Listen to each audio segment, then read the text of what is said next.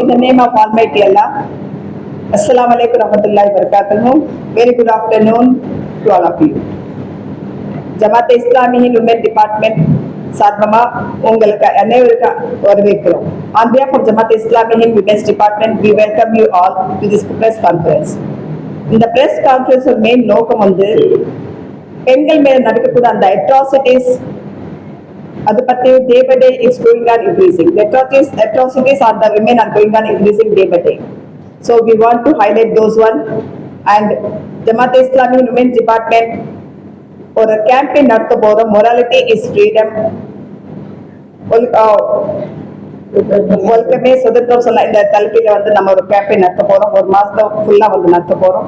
So இது பத்தான விளக்கம் உங்களுக்கு நம்ம சகோதரி Chennai city secretary Raheela, Tamil Nadu state secretary Fathima Jalal அவர்கள் உங்களுக்கு விவரமா சொல்லுவாங்க. நான் இப்போ Chennai metro city secretary Raheela Sahib அவங்களை இங்கிலீஷ்ல இதோட வெல்கம் உங்க முன்னாடி வைக்கிறதுக்கு அளிக்கிறேன். And blessings of Almighty be on one and all. The plight of Indian women. The Women's Department of Jamaat Islami Hind express anguish, distress and deep concern over the continued harassment, burgeoning number of sexual assaults, violence and ever-increasing cases of cold-blooded murders of innocent, hapless and helpless women and girls in India. The malice is deep and has spread far and wide, afflicting all sections of the society. Age-old concepts of prejudice, discriminatory notions and misogynic conceptions have come to roost, and as a result our beloved nation has become the 6th most dangerous country for women in Asia. We have become notorious for high rates of sexual violence and harassment. Besides, we continue to grapple with human trafficking, including forced labor and more.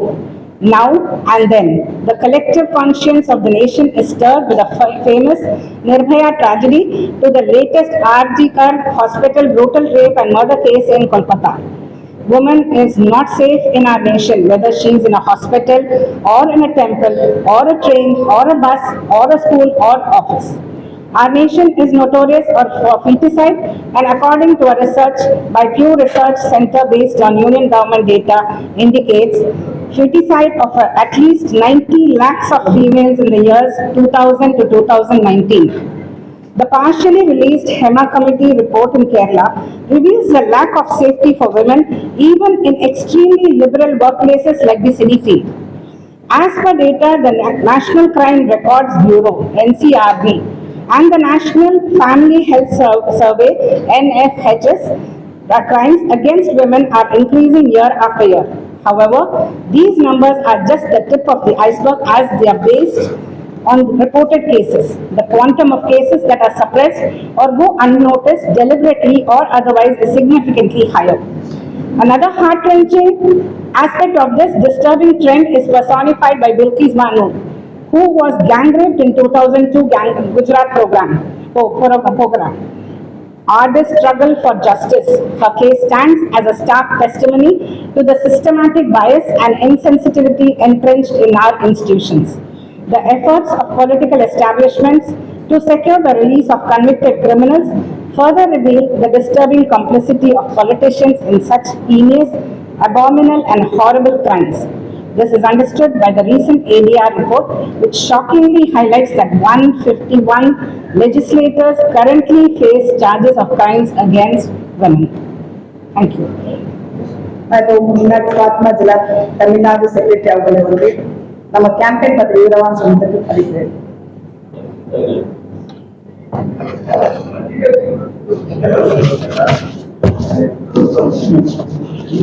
எல்லா புகழும் இறைவன் ஒருவனுக்கே, அவனது சலாமும் சாந்தியும் நம் அனைவர் மீதும் என்றென்றும் நிலவட்டுமாக என்ற பிரார்த்தனையுடன் இங்கு வந்திருக்கக்கூடிய ஊடகவியலாளர் அனைவரையும் வருக வருக என ஜமாத் இஸ்லாமியின் சார்பாக உங்களை மனமாற வரவேற்கிறேன். ஜமாத் இஸ்லாமியின் என்னுடைய பெயர் ஃபாத்திமா. ஜமாத் இஸ்லாமியின் மாநில செயலாளர் மகளிர் அணி, தமிழ்நாடு அண்ட் புதுச்சேரி.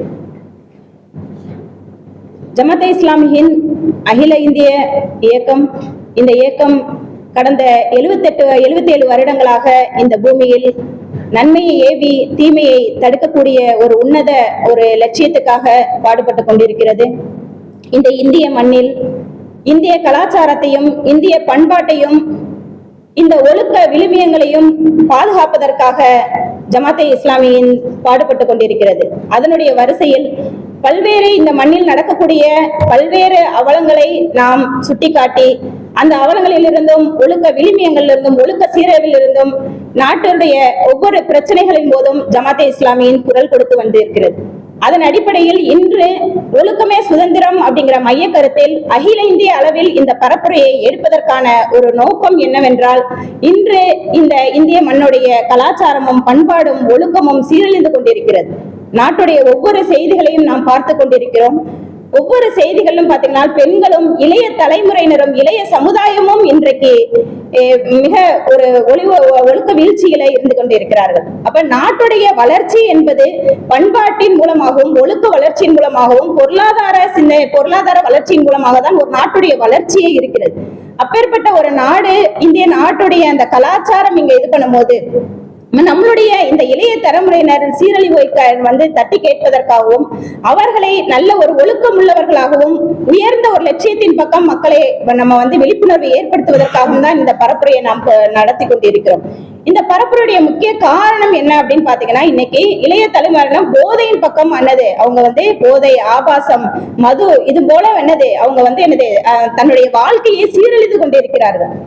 இன்றைய குழந்தைகள் நாளைய தலைவர்கள் என்று சொன்ன வரலாற்று நிகழ்வுகள் போக இன்றைய குழந்தைகள் நாளைய அந்த சமூகத்தை அழித்து விடுவார்களோ என்ற ஒரு பயத்தினால் தான் இந்த பரப்புரையை நாங்கள் முன்னெடுத்து நடத்தி கொண்டிருக்கிறோம். இந்த பரப்புரையுடைய ஒரு முக்கிய இதை ஒழுக்கம் தான் இல்லையா? ஒழுக்க சீரழிவை நாம் காப்பாற்ற வேண்டும். நம்மளுடைய திருவள்ளுவர் சொல்லியிருக்கிறாங்க, ஒழுக்க விழுப்பம் தரலாம், ஒழுக்கம் உயிரினும் ஓம்பப்படும் அப்படிங்கிற ஒரு விஷயத்தை சொல்லியிருக்கிறாங்க. அப்போ ஒழுக்கம் உயிரினும் மேம்பப்படும் அப்படிங்கும் போது உயிருக்கு வணக்கமும் உடலுக்கு ஒழுக்கமும் கண்டிப்பா அவசியம் தேவை அப்படிங்கிற அந்த ஒரு நினைவை பொது மக்களிடத்துல கொண்டு போய் சேர்க்கிறதுக்காக தான் இந்த பரப்புரையை நம்ம கையில எடுத்திருக்கிறோம். இன்னைக்கு தமிழக அரசு போதையில்லா ஒரு தமிழகத்தை கொண்டு வரணுங்கிறதுக்காக ஆகஸ்ட் 11ஆவது நாள் அவங்க அந்த இதை ஏற்படுத்தினாங்க, அந்த நாளாக இது பண்ணாங்க. ஆனால் மது கடைகளை ஆங்காங்கே திறந்து விட்டு போதை இல்லாத ஒரு சமுதாயத்தை, போதை இல்லாத ஒரு தமிழகத்தை எப்படி நாம் உருவாக்க முடியும்? அதனால் நாங்க தமிழக அரசுக்கு ஒரு முதல்ல போதையில்லா ஒரு தமிழகத்தை கொண்டு வரணும் அந்த உணர்வுக்காக நாங்கள் பாராட்டி தெரிவித்தாலும், அதே நேரத்துல எப்ப இந்த போதையில்லா தமிழகம் எப்ப உருவாகும் அப்படின்னு பாத்தீங்கன்னா, மது கடைகளை மூடும் போதுதான் நடக்கும். மது கடைகளை திறந்து விட்டு நம்ம பூரண மதுவிலக்கு இல்லாமல் நாம் போதை இல்லாத தமிழகத்தை ஒருபோதும் நம்ம நிகழ்த்தி காட்ட முடியாது. ஆக அந்த தீமைகளின் தாய் என்று இறை தூதர் அவங்க சொல்றாங்க, மதுவை தீமைகளின் தாய்ங்கிறாங்க. அப்படியேப்பட்ட அந்த தீமைகளின் தாயா இருக்கக்கூடிய மதுவை நாம் பூரண விலக்க கொண்டு வந்தாதான் நாம் நம் போதை இல்லாத ஒரு தமிழகத்தை, ஒரு நல்ல ஒழுக்கம் மிக்க ஒரு சமுதாயத்தை நம்ம உருவாக்க முடியும் என்று நாங்க அரசுக்கு தெரியப்படுத்துறோம். பெண்களுக்கு பிரச்சனைகள் இல்லை என்றாலும் பெண்களுடைய அந்த விஷயங்கள்ல இன்னும் கவனம் அதிகமாக செலுத்த வேண்டும். தமிழகம் பெண்களுக்கு பாதுகாப்புள்ள நாடாக இருந்தாலும் இன்னும் அதிகமாக பெண்களுக்காக அந்த கவனம் ஒழுக்க இதுல ஒவ்வொரு துறையிலும் அவர்கள் சில பாலியல் சீண்டல்களுக்கு ஆளாக்கப்படுகிறாங்க. அந்த பாலியல் சீண்டல்கள்ல இருந்து அவர்கள் காப்பாற்றப்பட வேண்டும். அப்போ ஒவ்வொரு துறையிலையும் இந்த ஒழுக்க சீரழிவு என்பது வெறும் உடை, கலாச்சாரம் அந்த மாதிரி இல்லாம, உறவுகள் சம்பந்தமாக இல்லாம ஒவ்வொரு விஷயத்திலையுமே இந்த ஒழுக்கத்தை கொண்டு வரக்கூடியதா இருக்கணும். நம்முடைய நடை, உடை, பாவனை ஒவ்வொரு விஷயத்திலையும் இந்த ஒழுக்கத்தை நம்ம முன்னிறுத்தி நாம் இந்த பரப்புரையை கொண்டு வரோம். இந்த பரப்புரையின் மூலமாக நாம் பல்வேறு கல்லூரிகளிலும் பள்ளிக்கூடங்களிலும் நாம் விழிப்புணர்வு நிகழ்வுகளை ஏற்படுத்துறோம். இது பெண்களால் நடத்தக்கூடிய ஒரு பரப்புரை நிகழ்வாக இருந்தாலும் இது பெண்களுக்கு மட்டும் இல்ல. கற்பு என்பது பெண்களுக்கு மட்டும் சொந்தமானது கிடையாது, ஆண்களுக்கும் உரித்தானதுதான் கற்பு. அப்ப ஆண்களுக்கும் இந்த செய்திகளை கொண்டு போய் சேர்க்கிறோம், பெண்களுக்கும் கொண்டு போறோம். இது முஸ்லிம் பெண்கள் நாங்கள் தொடர்ந்து எடுக்கிறதுனால இது முஸ்லிம் பெண்களுக்கான ஒரு பரப்புரை மட்டுமல்ல, இது ஒட்டுமொத்த சமுதாயத்தையும் ஒழுக்கத்தின் பால் நாம் கொண்டு வருவதற்காக இந்த செய்தியை நாம் இங்க கொண்டு வந்திருக்கிறோம். அதன் அடிப்படையில ஒழுக்கமிக்க ஒரு சமுதாயத்தை உருவாக்குவதற்காக இந்த பரப்புரையை முன்னெடுக்கிறோம். ஊடகவியலாளர்களாக உங்களுக்கு நாங்க ஒரு கோரிக்கை விடுக்கிறோம், இந்த செய்திகளை நீங்க நாட்டு மக்களுக்கு கொண்டு போய் சேருங்க. இதன் மூலமாக நாங்கள் பல்வேறு நிகழ்வுகளை நாங்கள் அகில இந்திய அளவுல நம்ம ஏற்படுத்திருக்கோம். ஊடகத்தின் மூலமாக செய்திகளை கொண்டு போய் சேர்ப்பதற்காகவும் ஒவ்வொரு தனிநபரை அனைவரையும் சந்தித்து இந்த ஒழுக்கமிக்க ஒரு சமுதாயத்தை உருவாக்க வேண்டும் அப்படிங்கிற அந்த ஒரு கோரிக்கையை விடுப்போம். இன்னும் அரசுக்கும் நாம் இந்த செய்தியை கொண்டு போய் சேர்க்க இருக்கிறோம். மனித சங்கிலிகளின் மூலமாக, நாம் பெரிய பெரிய அரங்க கூட்டங்கள் மூலமாக, தெருமுனை கூட்டங்கள் மூலமாக, விழிப்புணர்வு நாடகங்கள் மூலமாக இந்த ஒழுக்கமிக்க அந்த செய்தியை ஒழுக்கமே சுதந்திரம் அப்படிங்கிற அந்த செய்தியை கொண்டு போய் சேர்க்கிறதுக்காக நாம் முடிவு செய்திருக்கிறோம். அடிப்படையில் இந்த செய்தியை நீங்களும் பரவலாக்க வேண்டும் என்பதற்காக அதனுடைய ஒரு நிகழ்வாக தான் இங்கே நாம இந்த பத்திரிகையாளர் சந்திப்பை நாம் ஏற்படுத்தியிருக்கிறோம். வந்திருந்த அனைவருக்கும் நன்றி. ஒழுக்கமே சுதந்திரம், ஒழுக்கமிக்க ஒரு சமுதாயத்தை உருவாக்க வேண்டிய ஒரு உன்னத பொறுப்பை நாம் அனைவரும் செய்ய வேண்டிய ஒரு கடமை இருக்கிறது. அந்த தார்மீக பொறுப்பை நாம் அனைவரும் சேர்ந்து செயல்பட வல்ல இறைவன் நம் அனைவருக்கும் துணை புரிவானாக. எல்லா புகழும் இறைவன் ஒருவனுக்கு. தமிழக அளவிலும் நம்ம பல்வேறு திட்டங்களை நம்ம இல்ல ஃபுல்லா தமிழகத்துல உள்ள எல்லா அனைத்து தமிழ்நாடு ஃபுல்லா எல்லா இடங்கள்லயுமே இருக்கிறோம், செயல்பட்டு இருக்கோம். அங்கங்க அதனுடைய பொறுப்பாளர்கள் இருக்காங்க. அவங்களுக்கு கீழே நிறைய அந்த நம்மளுடைய உறுப்பினர்களும் ஊழியர்களும் சேர்ந்து இந்த ஒன்றிலே கான்சென்ட்ரேட் பண்ணணுன்றதுக்காக எங்களுடைய கீழ் மட்ட ஒவ்வொரு ஊழியர்களும் எங்களால மாத்திர முடியுமான்னா, ஆனா அந்த சிந்தனையை உருவாக்கணும்ன்ற அந்த கவலையோடு உங்ககிட்ட வரும். எல்லாரும் ஒன்றிணைஞ்சிங்கன்னா ஒரு குறிப்பிட்ட எங்களோட டார்கெட் இளைய தலைமுறை. இன்னைக்கு இளைய தலைமுறையோட சீர்வழிவை நீங்களும் ஒத்துழைப்பு கொடுத்தா இது தொடர்ந்து செய்ய வேண்டிய வேலை. ஒரு மாசம்ன்றது ஒரு அடையாளமாக தான் எடுத்துட்டு இருக்கோம். நாங்க இதுக்கு முன்னாடியே செஞ்சுட்டு இருக்கோம், இதுக்கு அப்புறமும் செய்வோம். இது ஒரு மாதம் என்பது ஒரு அடையாளமாக அந்த நாள்ல உங்களை எல்லாம் சந்திக்கிறோம். இந்த மாதம் தொடர்ச்சி பேசும்போது உங்ககிட்ட சொன்னாங்க, நிர்பயா கேஸ் நடந்ததுக்கு அப்புறம் சட்டங்கள் கடுமையாக்கப்பட்டுச்சு. ஆனா குற்றங்கள் குறைஞ்சுதானா அதிகரிச்சுதான் இருக்குது. அப்ப நீங்க வெறும் சட்டங்களை மட்டும் கடுமையாக்குறதுனால அந்த குற்றங்களை சரி பண்ண முடியாது. அப்ப நாங்க அதுக்கான தீர்வு என்னன்னா, சிந்தனை ரீதியாக ஒரு ஆண்மகன் தன் சிந்தனையில ஒரு பெண்ணை பார்க்கும்போது அதுவும் ஒரு உயிர் வலி உள்ள ஒரு இதுன்ற அந்த சிந்தனை ரீதியான அந்த இதை கொண்டு வந்தாதான் இந்த மாற்றங்களை முழுமையா நிகழ்த்த முடியும்னு நாங்க நம்புறோம். எங்களோட வேதமும் எங்களுக்கு அதுக்கான வழிகாட்டுது.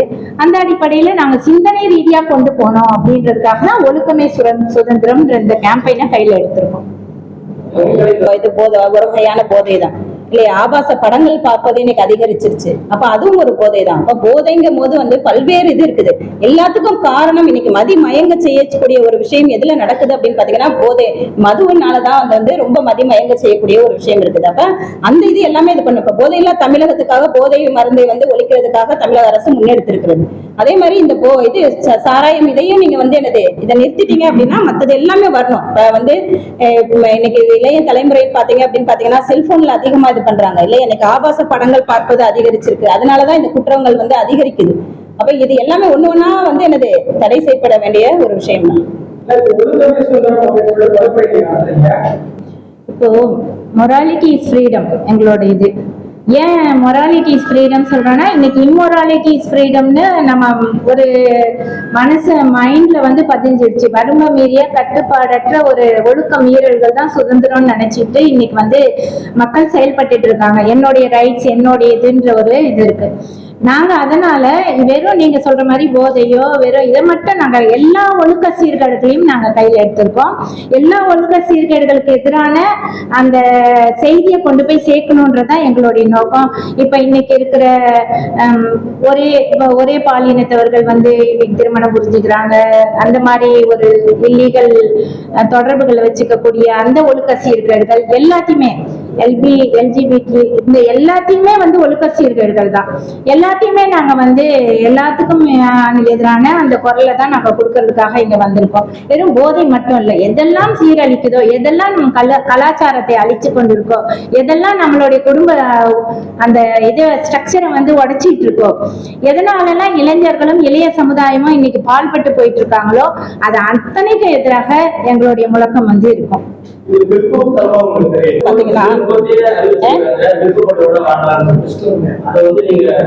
இல்ல நீங்க பாருங்களேன், தமிழக பண்பாடு அப்படிங்கும் போது ஒருவனுக்கு ஒருத்தி அப்படிங்கிற ஒரு இது இருக்குது இல்லையா? ஒருவனுக்கு ஒருத்தி அப்படிங்கும் போது பாத்தீங்க அப்படின்னா இன்னைக்கு எய்ட்ஸ் போன்ற ஒரு கொள்ளை நோய்கள் வருவதற்கான காரணங்கள் பாத்தீங்க அப்படின்னு பாத்தீங்கன்னா இதுதான் காரணம். இல்லையா? தவறான உறவு முறைகள்னாலதான் அந்த இதெல்லாம் வந்து வரக்கூடியதா இருக்கு. இது வந்து பிற்போக்குத்தனமா நீங்க எப்படி பாக்குறீங்கிறது எங்களுக்கு புரியல. இது பிற்போக்குத்தனம் இல்லை, இதுதான் வந்து ஒரு குடும்ப அமைப்புங்கிறது நம்மளுடைய கல்ச்சர் இல்லையா, நம்மளுடைய கலாச்சாரம், நம்மளுடைய பண்பாடு, குடும்ப அமைப்பு. இப்ப நீங்க ஒருவனுக்கு ஒருத்திங்கிறது இல்லாம நீங்க வந்து பாத்தீங்க அப்படின்னு பாத்தீங்கன்னா, நீங்க ஆணும் வாழ்ந்துப்போம், பெண்ணும் வாழ்ந்துப்போம் அப்படிங்கும்போது குடும்ப அமைப்பு சீர்குலையாதா? அப்ப குடும்ப அமைப்பு தான் வந்து ஒரு சமூகத்துடைய அடித்தளமே குடும்பம் தான். அப்படியேப்பட்ட குடும்ப அமைப்பு வந்து சீர்குலையும் போது நீங்க எப்படி வந்து இது வந்து பிற்போக்குத்தனமா நீங்க நினைப்பீங்க? அப்ப குடும்ப அமைப்பு சீர்குலைந்தது அப்படின்னா நீங்க எப்படி ஒரு பெரிய ஒரு சமுதாயத்தை நீங்க வந்து உருவாக்க முடியும்? ஒரு பெரிய சமூகத்தை எப்படி நீங்க கட்டமைக்க முடியும்? அப்ப இந்த மாதிரியான உறவுகள், தவறான உறவுகள் தேவையில்லை அப்படிங்கிறோம். தவறான உறவுகள் தேவையில்லை. இதன் மூலமாக என்னது, குழந்தைகளுடைய அந்த இளைய சமுதாயத்தினருடைய ஒரு வாழ்க்கை எல்லாமே பாதிக்கப்படுது.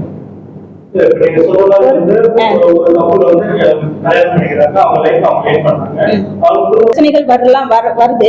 பிரச்சனைகளை நீங்க சுமூகமாக தீர்த்து கொள்வதற்கான பல்வேறு வழிவகைகள் இருக்குது. அந்த வழிவகையில் சேர்ந்து வாழலாம். இல்ல வாழ முடியலையா, நீங்க வந்து என்னது நல்ல முறையில நீங்க பிரிஞ்சிடணும். பிரிஞ்சுட்டு வேற ஒருத்தரை திருமணம் செய்யறதுல தவறு கிடையாது.